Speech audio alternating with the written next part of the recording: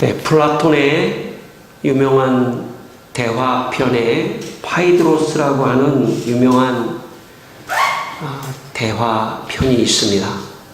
플라톤의 파이드로스에 보면 플라톤은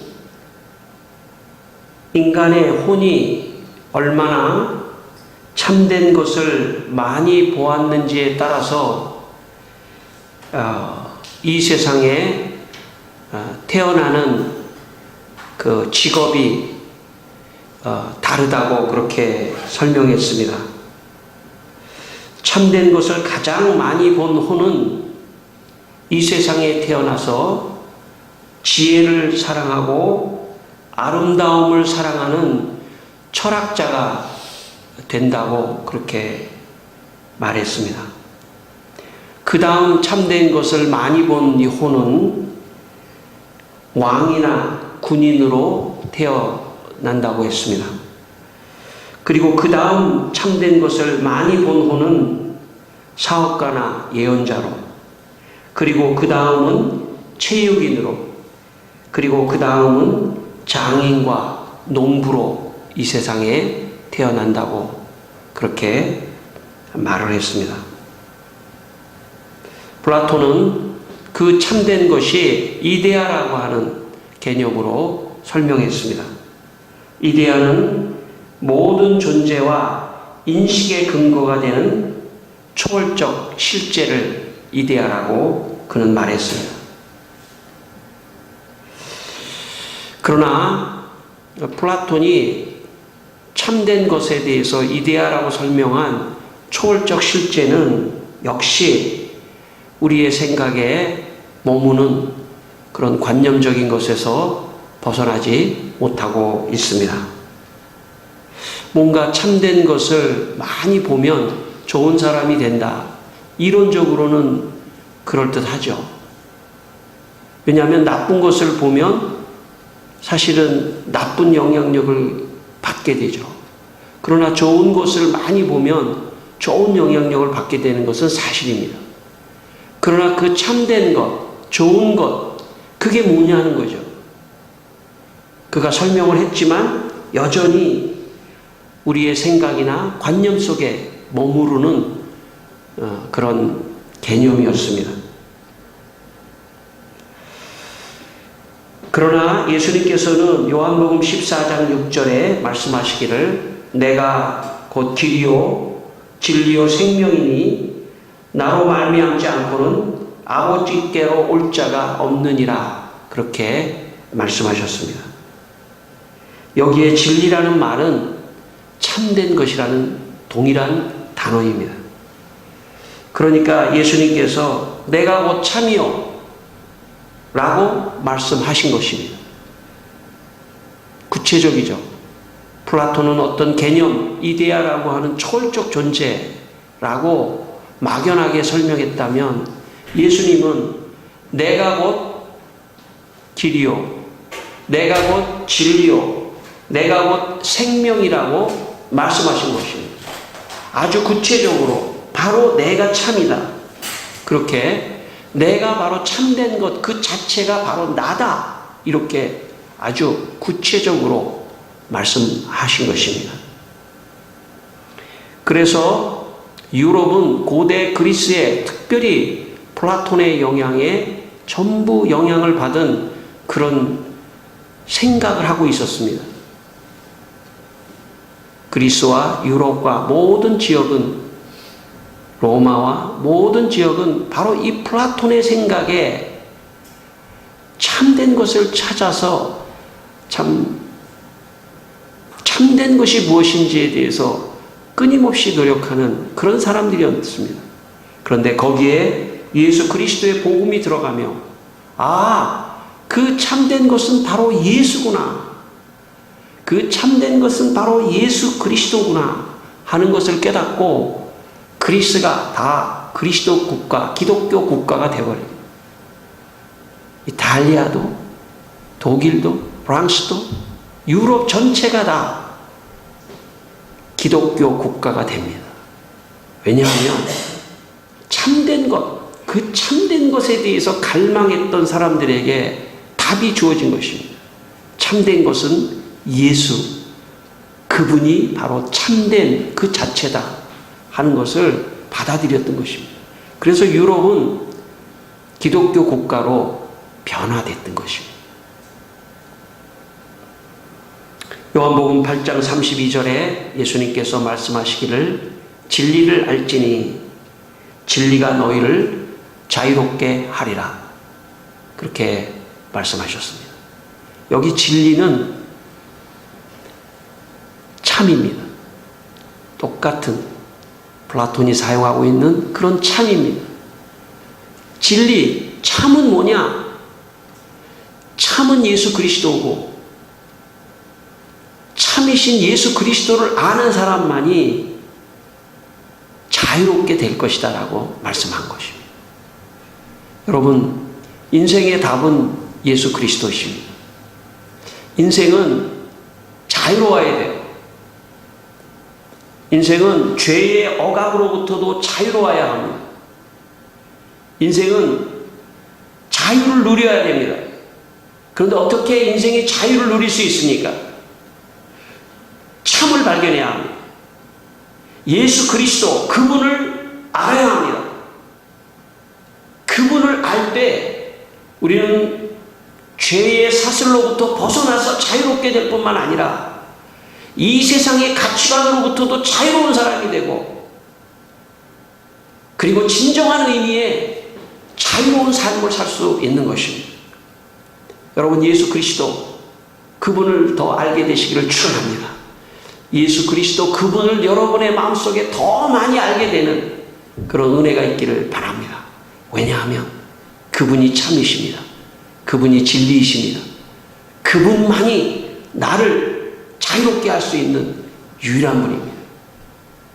사람이 누군가에게 억압을 당하고 있다고 하는 것은 가장 고통스러운 일입니다. 특별히 종교적 억압도 굉장히 어려운 겁니다. 교회를 다니면서 종교적 억압을 당하지 않기를 바랍니다. 저도 여러분에게, 또 우리 모두도, 저도 마찬가지고 자유롭기를 바랍니다. 예수 그리스도 그분을 믿는 것이 부담이 아니라 축복이고 자유고 행복이 되기를 축원합니다. 여러분, 이 세상을 살며 구속을 받는다고 하는 것은 상당히 어려운 것입니다. 여러분도 다른 사람을 구속하지 마십시오. 여러분도 구속당하지 않도록 삶을 살아가시길 바랍니다. 다른 사람을, 여러분이 힘이 있다고 해서 다른 사람을 구속하지 않게 되기를 바랍니다. 부모는 자식을 구속할 가능성이 많습니다. 왜냐하면 부모가 상황적 힘이 있기 때문에 자유롭게 하셔야 됩니다. 풀어놔야 합니다. 예수님이 이 세상에 오신 것은 우리를 풀어놓아 자유케 하기 위해서입니다.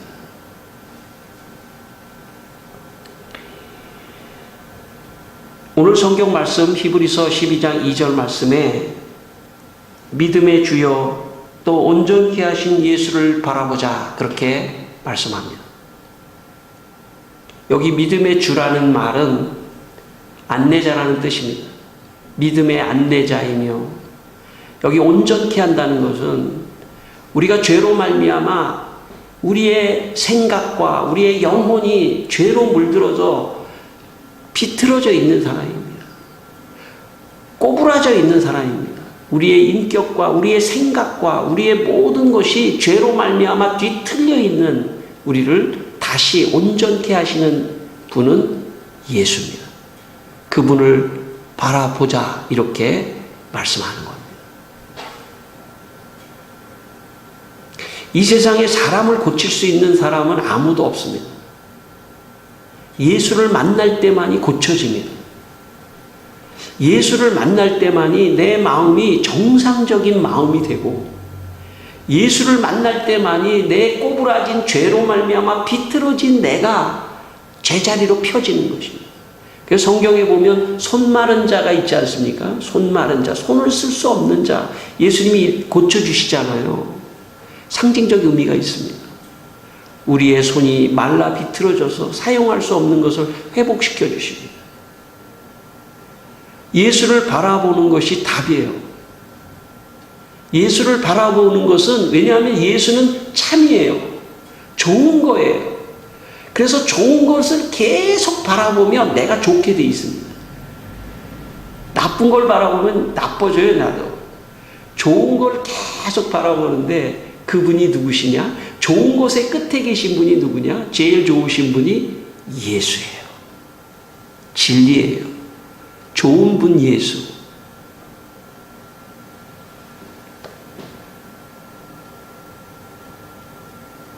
저 자신도 예수님이 아니었으면 여기 어떻게 섰겠습니까? 물론 지금도 너무나 부족한 사람이지만 예수님을 바라보니까 그래도 그나마 좋은 사람이 조금씩 되어가는군. 절대로 세상은 놔두면 점점 죄악에 물들어가는 게 세상의 사람입니다. 어린아이가 태어나서 예수를 만나지 못하면 그 아이는 점점 커가면서 물질이 참인 것이라고 생각하며 물질만을 바라보는 그런 왜곡된 인생을 살게 돼 있습니다. 그래서 그 인생이 점점 좋은 건 술이야 라고 그 술을 계속 묵상하며 어떻게 하면 술 먹을까? 어떻게 하면 고기를 먹을까? 어떻게 하면 이 세상을 즐길까? 그게 참이라고 생각하면 그 인생이 점점 가면서 왜곡되고 꼬부라지고 그 인생이 망쳐지는 것입니다. 예수를 바라보셔야 됩니다. 주님을 바라보는 게 답입니다. 그분을 바라보면 그분이 나를 믿음으로 인도하고 그분을 바라보면 내 꼬부라진 인생을 펴주시고 온전히 가는 것입니다. 예수를 바라보십시다. 오늘 우리 예수를 바라보셔야 됩니다. 여러분의 집안에 있는 문제를 바라보면 절망합니다. 예수를 바라보십시다. 그분을 바라보시면 여러분의 문제가 풀릴 줄 믿습니다. 한국 초대 교회의 평신도 지도자였던 김정식 선생이라고 하는 분이 계십니다. 아주 오래전에, 100여 년 전에 나라가 어려워졌을 때 독립협회를 결성했습니다. 여러 사람들이. 일제강점기 때 이 독립협회가 참 눈의 가시와 같은 그런 단체였습니다. 그래서 일제에서 이 독립협회의 사람을 잡아서 감옥에 놓아야 되겠다 이렇게 계산을 하고 당시에 조선인이면서 경찰이었던 김정식 경찰에게 독립협회의 사람을 잡아오라고 명령을 했습니다. 김정식 선생이 독립협회 사람들을 잡으러 그 집회에 참석을 했습니다. 뒤에서 보고 있는데 그 연사들이 월남 이상제라든지 이런 연사들이 나라를 걱정하며 말하는 그 말을 들으면서 같은 조선인으로서 공감을 하기 시작했습니다. 그리고 사실은 그 사람들을 잡아야 되는데 그 사람들을 잡지 않고 돌아갔습니다. 그러자 일본에서 너가 왜 안 잡아왔느냐 하고 이 사람을 오히려 감옥으로 넣었습니다. 김정식 선생은 감옥에 들어가 참 여러 생각을 하고 있었습니다. 그런데 어떤 사람이 성경책 하나를 그 사람에게 건넸습니다. 김정식 선생은 성경책을 읽으며 참 신앙 안으로 조금씩 들어오기 시작했습니다. 그러던 어느 날 밤 비몽사몽간에 자기 앞에 예수님이 나타나셨습니다. 그리고 그 예수님을 만나고 그는 회심을 하게 됩니다. 완전한 회심을 합니다. 그의 회고록에서 그 당시 예수님이 나타나셨던 그 장면을 그 회고록에서 이렇게 기록을 했습니다. 그날 밤 예수 형님 나타나서 내 등 두드리며 하시는 말씀, 내 너를 안다. 그 말씀에 마음이 녹아지면서 그날 저녁 예수 형님 무릎팍에 내 머리 대고 펑펑 울었노라. 아마 그 당시에는 이 사람이 예수님을 형님으로 그렇게 했나 봐요. 내 너를 안다. 그 말에 예수 형님 무릎팍에 대고 펑펑 울었노라.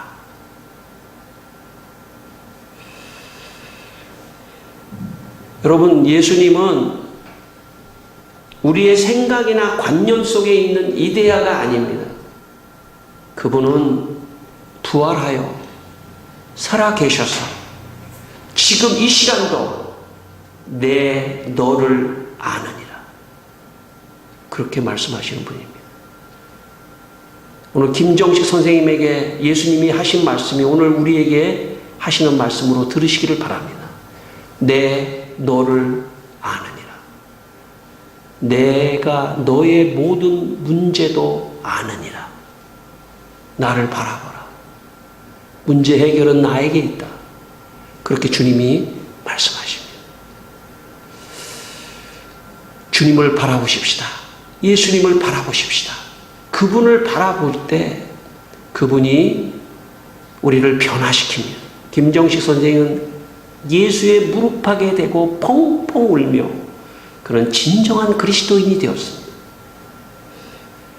여러분, 예수님을 바라보는 사람만이 믿음을 가질 수 있습니다. 예수님을 바라보는 사람만이 그 사람의 뒤틀린 삶이 제대로 된 삶으로 변화됩니다. 여러분, 교회를 다니는 거 중요합니다. 그러나 거기서 멈추시면 안 됩니다. 교회의 핵심은 예수입니다. 예수를 바라보는 영적인 마음을 가지셔야 됩니다. 예수, 그분을 바라보면 바라볼수록 믿음이 생기고, 그분을 바라보면 바라볼수록 내 뒤틀린 삶이 고쳐집니다. 내 생활이 고쳐집니다. 내 죄를 떠나게 됩니다. 거룩하고 성결한 삶으로 내가 조금씩 변화되는 것입니다. 이것이 그리스도인입니다. 여러분에게 그런 축복이 있기를 축원합니다. 예수님을 바라보십시오. 오늘 2절에 보시면, 2절 우리가 오늘 한 절이지만 2절을 세 부분으로 본다면 두 번째 부분에 예수님께서 이렇게 말씀하시죠. 예수를 바라보자. 그는 그 앞에 있는 기쁨을 위하여 십자가를 참으사 부끄러움을 개의치 아니했다. 이렇게 말씀합니다.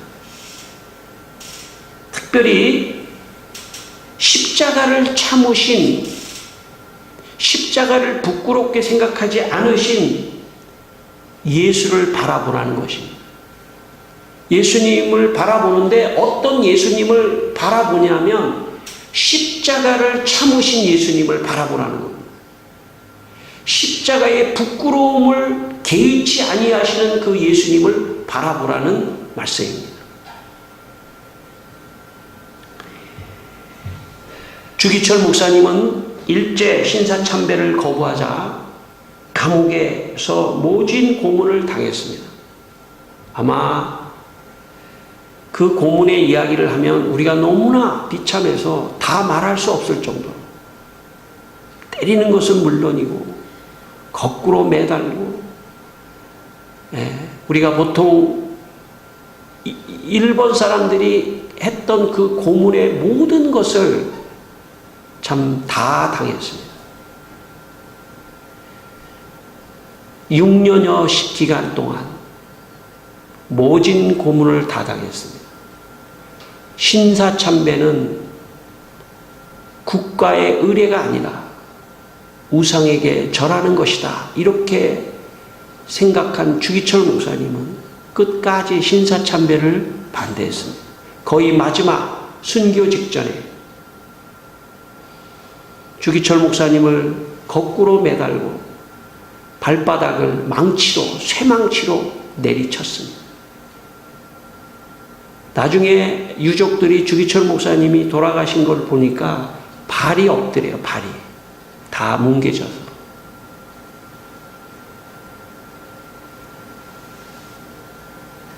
주기철 목사님의 발을 내리쳤는데 너무나 고통스럽고 피가 터지고 너무나 참 아파서 견딜 수가 없어서 기절을 했는데 간수가 메고 방에다가 갖다가 던졌습니다. 거의 기절한 상태에서 너무나 고통스러운 상태에서 주기철 목사님은 환상을 봅니다. 예수님의 환상을 보는데 예수님이 십자가를 지고 골고다를 오르시는데 채찍에 맞으며 온 몸에 피투성이가 된 예수님. 그런데 자기가 발을 맞아서 그랬는지는 모르겠지만 예수님이 걸어가신 그 발자국에 이렇게 움푹 파이더래요. 그리고 거기에 예수님의 땀이 채워지면서 핏방울이 또 피가 막 흥건하게 그 발바닥에 한 걸음 한 걸음 갈 때마다 거기에 그렇게 피와 땀이 그렇게 거기에 묻어 있더라는 거죠. 주기철 목사님은 그 장면을 보며 그리고 예수님이 고통하고 신음하는 그 장면을 보며 통곡하며 견디겠습니다. 이 고난을 견디겠습니다. 이 고난 잠시 잠깐 후에 주님을 만날 텐데 이 고난에 쓰러지지 않겠습니다. 이 핍박에 쓰러지지 않겠습니다. 하며 주기철 목사님이 그 고난을 이겨냈습니다.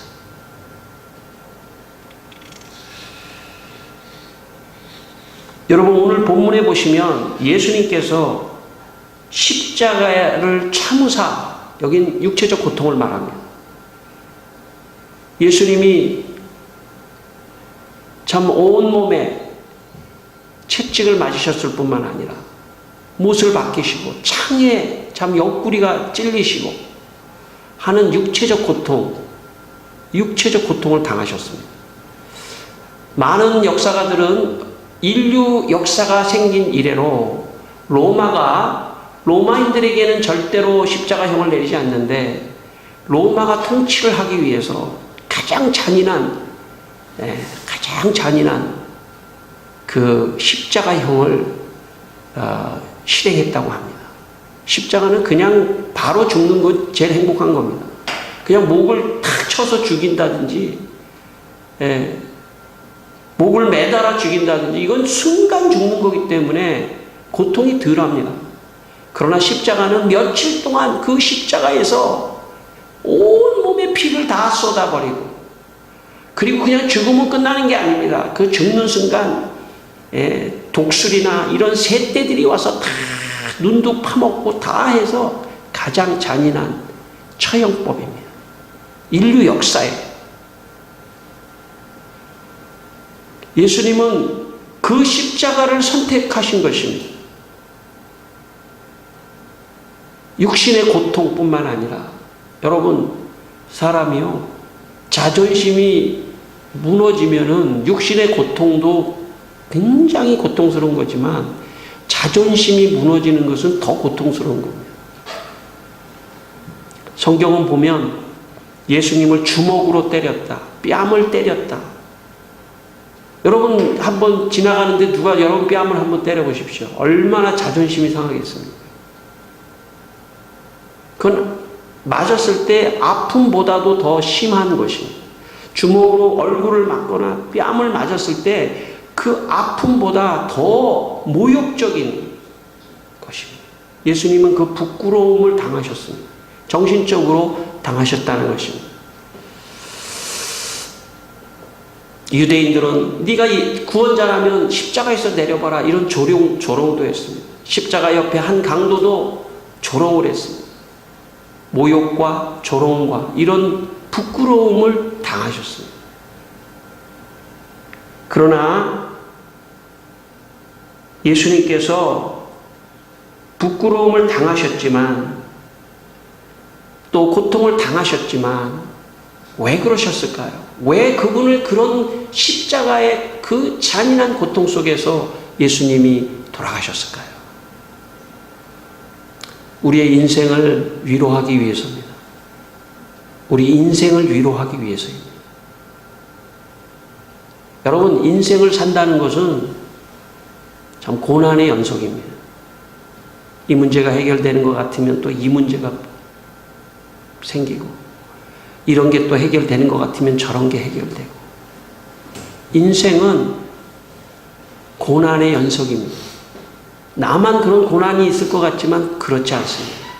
가만히 얘기해보고 가만히 들여다보면 개인적으로 고난의 연속입니다. 어떻게 위로를 받을 수 있겠습니까? 하나님이 하늘 위에서 너 위로를 받아 이렇게 해서 위로를 받을 수 있는 게 아닙니다. 그분이 이 세상에 오셔서 이 세상에서 가장 극악적인 그 고난을 몸으로 정신적으로 감수하시는 그 예수님, 그 예수님은 우리의 연약함을 아시고 우리의 고난을 이해하시고 우리의 아픔을 위로해 줄 수 있는 그런 분으로 우리에게 오셨다는 뜻입니다. 어떤 사람이 내가 굉장히 어려운데 상담을 해보니까, 같이 얘기를 해보니까 저 사람이 더 어려워. 내가 이만큼 아팠는데 너무 괴롭다. 가만히 얘기 들어보니까 저 사람이 더 아팠어요. 그럼 그 사람의 얘기가 내게 설득력이 있는 겁니다. 좋은 날이 올 거야. 잘 될 거야. 그러면 그 사람의 말이 설득력이 있습니다. 그런데 나는 엄청난 고난을 받는데 그 사람은 하나도 고난이 없는 사람은 말이 설득력이 없습니다. 예수님이 우리를 도와주신다고 하는 말씀은 그분은 고난을 경험하신 분이에요. 육신의 고난을 경험하고 정신의 고난을 경험했기 때문에 그분을 바라보면 위로가 되는 것입니다. 만약 그분이 아무런 마치 그리스의 신과 같이 올림푸스 산에서 술을 마시며 즐기는 그런 그리스의 신이라면 설득력이 없을 겁니다. 그래서 그리스인들이 전부 다 그런 신화적 신을 버리고 예수 그리스도를 선택했던 것입니다. 왜냐하면 예수님은 우리의 고난을 아시고 나 개인의 아픔을 아시고 고난을 당하시고 정신적인 육체적인 고난을 당하셨지요. 그래서 그분을 바라보는 것입니다. 그분을 바라보면 위로가 되는 것입니다. 여러분, 예수님을 바라볼 때 십자가에 달리신 예수님을 바라보시기를 바랍니다. 여러분이 어려울 때 십자가에 달리신 예수님을 바라보면 아, 내가 예수님만큼은 어렵지 않구나. 아, 내가 예수님만큼은 고난을 당하는 게 아니구나 하는 것을 깨달으면 거기서 위로가 오는 것입니다.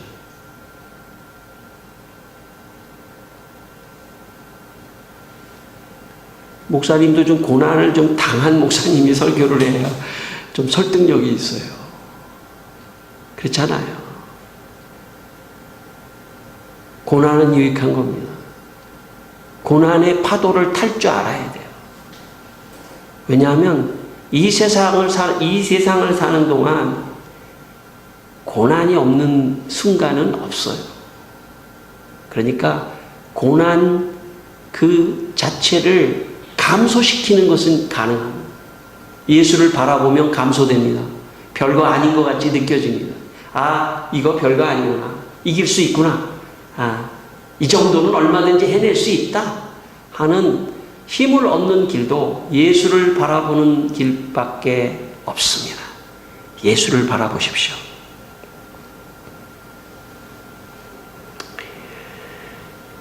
히브리서 2장 18절에 그가 시험을 받아 고난을 당하셨은즉 시험 받던 자들을 능히 도우실 수 있느니라.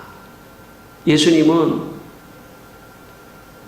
시험을 받아 고난을 당하셨기 때문에 고난당하는 자를 능히 도우신다고 말씀하셨습니다. 주님이 도와주십니다. 그것을 믿으시기를 바랍니다. 내 고난의 현장에서 주님이 나를 도와주신다.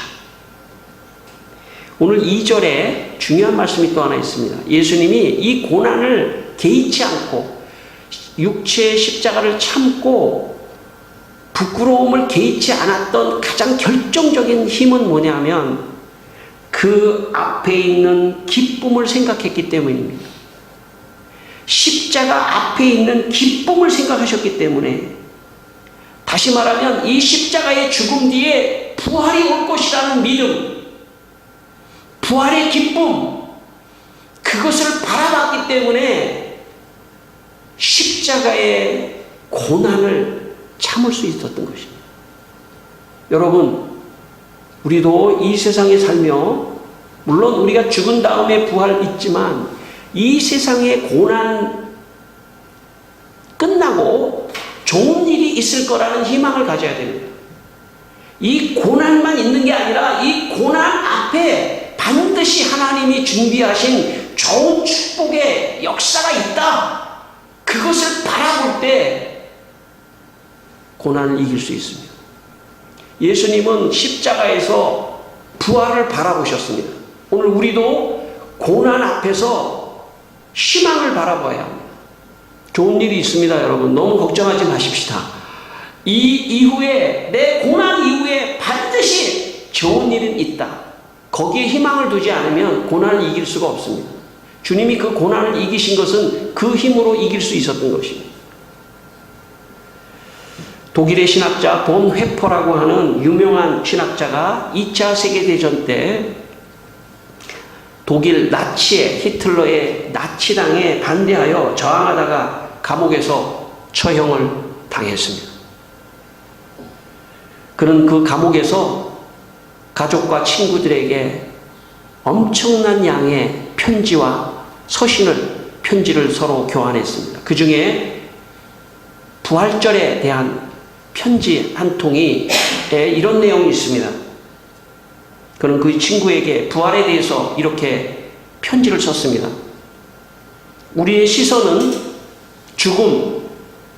죽음보다는 죽는 것에 집중하게 되지, 죽는 것을 처리하는 문제를 죽음을 이기는 것보다 더 중요하게 생각하는 것 같네. 소크라테스는 죽는 것을 극복했고 예수는 죽음을 극복했다네. 죽는 것을 처리하는 것은 죽음을 처리하는 것이 아니지. 죽는 것의 극복은 인간의 가능성의 영역 안에 있지만 죽음의 극복은 부활을 통해서만이 가능하지. 그렇게 말했어요. 한마디로 뭐냐면 인간이 죽는 그 과정의 고통을 피하려고 합니다. 그러나 그렇다고 해서 그 죽음 자체를 극복하거나 이긴 것이 아닙니다. 죽음 자체를 피하기 위해서 몰핀을 맞거나 완전히 다른 사람에 의해서 내가 빨리 죽거나 고통 없이 죽고 싶거나 하는 그 죽는 것 과정, 그것보다 더 중요한 것은 그 죽음 자체를 극복해야 된다는 것입니다. 소크라테스도 죽음 앞에서 너무나 초연했어요. 그의 사상이 윤회적 사상을 갖고 있기 때문에. 그러나 그렇다고 해서 죽음 자체를 이기지 못했다는 것입니다. 여러분, 아무리 편안하게 죽어도 예수 그리스도가 없으면 그 죽음을 이긴 게 아닙니다. 지옥으로 가는 겁니다. 두 번째 사망으로 떨어지는 것입니다. 죽음 자체를 이길 수가 없습니다. 죽음 자체를 이길 수 있는 분은 주님입니다. 예수님은 십자가의 고난, 그 과정이 예수님에게 그 과정을 이길 수 있었던 것은 이 죽음 이후의 부활이라고 하는 희망과 소망이 예수님에게 있었기 때문에 예수님은 그 십자가를 이길 수 있었던 것입니다. 여러분, 우리에게는 부활이 있습니다. 부활은 뭐냐? 희망입니다. 다른 의미로 말한다면 이 세상에 희망이 없는 사람은 절망 가운데 죽어가는 것입니다. 일이 잘 안 될 수도 있습니다. 그러나 우리는 희망을 갖고 있습니다. 우리는 절망하지 않습니다. 그리스도인들은 예수님이 보여주신 것처럼 예수님이 바로 그 앞에 있는, 그런데 그 앞에 있는이라는 것은 구체적으로 맨 마지막 부분에 하나님 보좌 우편에 앉을 그 장면을 생각하신 것입니다. 여러분 요한계시록의 말씀에 보면 마지막에 우리는 보좌에 앉으신 그 예수님 곁에서 보좌에 앉으신 이와 어린 양에게 찬송과 존귀와 영광과 권능을 드리는 그 자리로 우리는 갈 것입니다. 그러므로 여러분, 예수님이 십자가 앞에서 그 앞에 있는 하나님 보좌를 생각했던 것처럼 오늘 우리도 이 세상에서 고난 앞에 있을 때 하나님 보좌를 생각해야 합니다. 거기를 바라보아야 합니다. 하나님 보좌 우편에 앉으신 예수 그리스도를 바라보며 그 옆에서 어린 양 예수를 찬양하는 그런 장면을 묵상하며 이 세상을 살아갈 때 고난을 이길 수 있는 것입니다. 예배가 무엇입니까? 오늘 우리가 여기서 예배하는 게 뭡니까? 바로 어린 양 예수 그리스도 보좌에 앉으신 천국에서 찬양하는 것을 연습하는 것입니다. 우리는 곧 어린 양 예수의 보좌 앞에서 그분을 찬양하는 그런 날이 올 것입니다. 그러므로 여러분, 이 세상의 모든 고난은 지나가는 겁니다. 별거 아닙니다. 이기셔야 합니다. 이깁시다. 고난을 이겨낼 수 있는 희망을 가지십시오. 그리고 이 일은 이 세상에서도 반드시 지나간다 생각하고 희망을 갖고 있으면 여러분의 삶에 모든 고난을 이길 수 있는 힘이 될 것입니다. 한 주간 동안 예수님을 바라보십시오. 십자가의 예수님을 바라보십시오. 보좌의 우편에 앉아 계신 예수님을 바라보시고 여러분의 고난을 이기는 한 주간 되기를 축원합니다.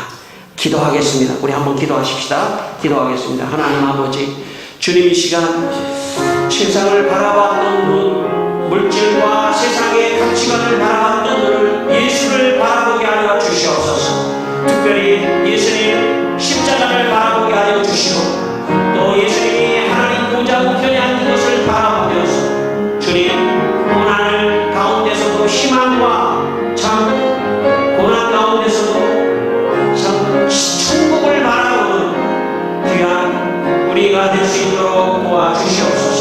오늘 하나님 귀한 날 우리 성도들에게 이 귀한 메시지를 통하여 예수를 바라보는 은혜가 넘치게 하여 주시옵소서. 할렐루야. 주님을 찬양합니다. 하나님 아버지, 우리 성도들이 예수님을 바라보도록 믿음을 주시고 천국에 대한 희망으로 모든 고난을 이기게 하여 주시옵소서. 예수님의 이름으로 기도드리옵나이다. 아멘.